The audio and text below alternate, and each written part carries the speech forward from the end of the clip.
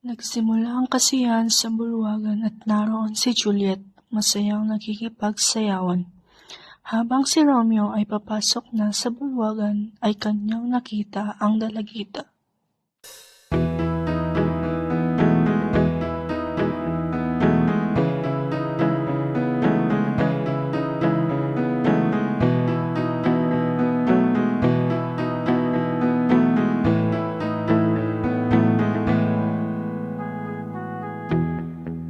Ang binibini.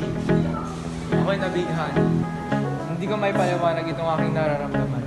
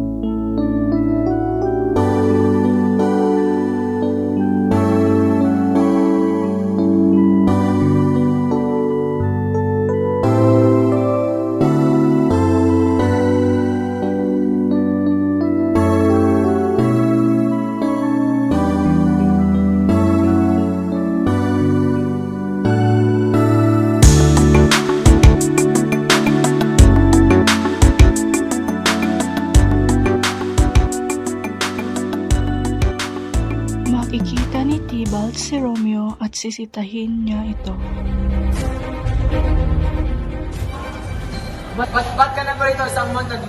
Gusto kitang patayin. Ano nangyayari dito? Stephen, aking pamangkin. Isa siyang montague, isa siyang laing naman patayin. Pabayaan mo siya, isa siyang patayin ka doon. Kita ni Juliet si Romeo na nakatulala at tinanong niya ito kung bakit siya tinititigan sa sayawan.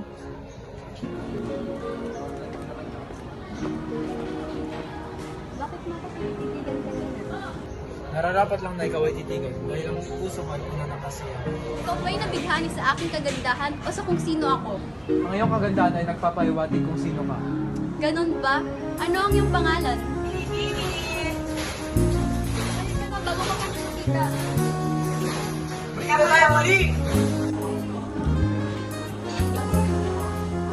Ikaw ay pinapatawag ng iyong ina. Susunod ako. Ang kasalan. Nang nakaraan na ang gabi, ay pumunta si Romeo sa simbahan upang kausapin ang padre para humingi ng payo dahil sa hindi na maipaliwanag ang damdamin niya kay Juliet. Romeo, simula nung gabi kay aking makita, hindi ka naman ipanawala sa aking puso. Kung gayon ay dapat pa tayong magsama. Kung gayon ay nasa aking kamay, ang salang sa iyo ay nakuha. Nais naming magpakasal. Binutini, alam mo ba ang inyong ginagawa? Oo, kahit sino man siya, walang makakapigil sa amin. Tandaan mo, Romeo. gawain na ito ang mahirap ding intindihin sapagkat hindi niyo pa ito nararanasan. Ang marahas na ligaya at marahas na hangganan. Naunawaan ko, Padre.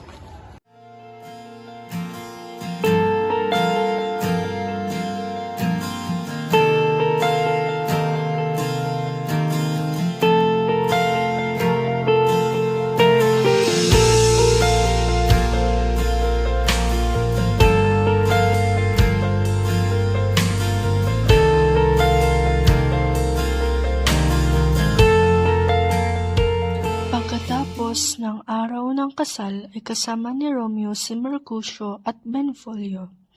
Habang sila'y naglalakad ay nakita sila ni Tybalt. Ayos naman. Napakaganda pa rin talaga ni Juliet, no? Hoy! Ikaw na buwang-buwang mo. Ay, lagi na ulit napapatayin na kita. Wala kami na mga dapat tayo magkaunawaan. Ayoko ng away. Kahit kaya hindi tayo magkaunawaan, di ba? Hindi kayo ng away.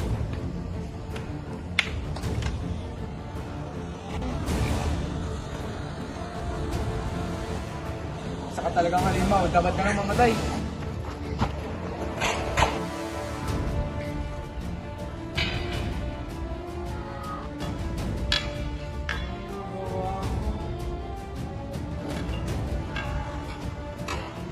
Kakasal kay Paris. Ilang araw na ay hindi pa rin bumabalik si Romeo. Labis na nag-aalala si Juliet na dahil dito ay hindi na siya nakakatulog dahil sa pag-aalala niya. Nasaan ka na ba, aking mahal? Akala ko ba ako iyong minamahal? Ngunit bakit hindi ka pa nagpapakita? Anak, andyan ka pala. Halika dito, mag-usap tayo. Susunod po ako. Aking anak, nararamdaman ko ng kalungkutan dahil sa pagkamatay ng iyong tito. Wala ikay aming kapaligaya. Pamamasal ka naman kay Paris at makakalimutan mo ang mga pamilya niya. Ano? Bakit niyo ako ipapakasal sa hindi ko mahal?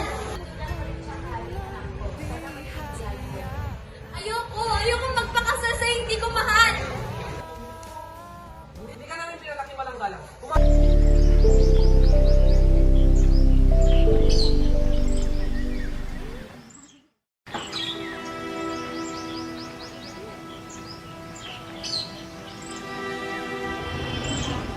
Tulungan mo ko. Tulungan mo kung magbago ang kapalaran ko. Ayoko magpakasal sa kanya. Ibig mo mangyari. Si Romeo ang iniibig ko.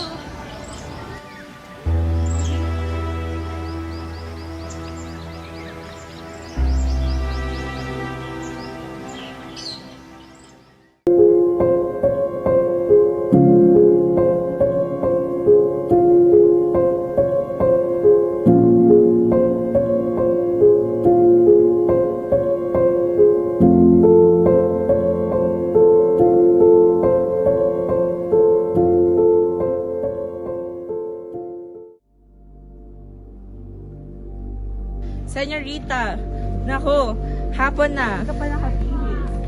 Senyorita. Rita? Senyorita? Tulong! Tulong! Ang senyorita ay wala ng malay. Senyorita! Ang anak ko, ano nangyayari sa anak ko? Ang senyorita ay wala ng buhay. Ano bang ginawa kong mali? May masama akong balita. Ano yun? Namatay na si Juliet. Ano? Kailangan ko siyang puntahan. Juliet, patawarin mo ako. Patawarin mo ako dahil hindi mo man lang ako nakita mali. Dahil ang tagal kong nawala.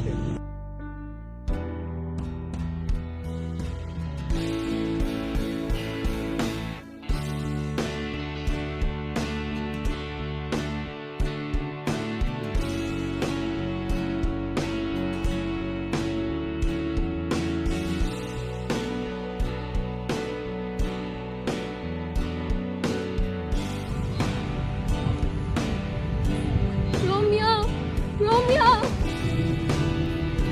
Ano ito? Lason? Hindi! Hindi ito maaari! Hindi mo ba natanggap ang liham?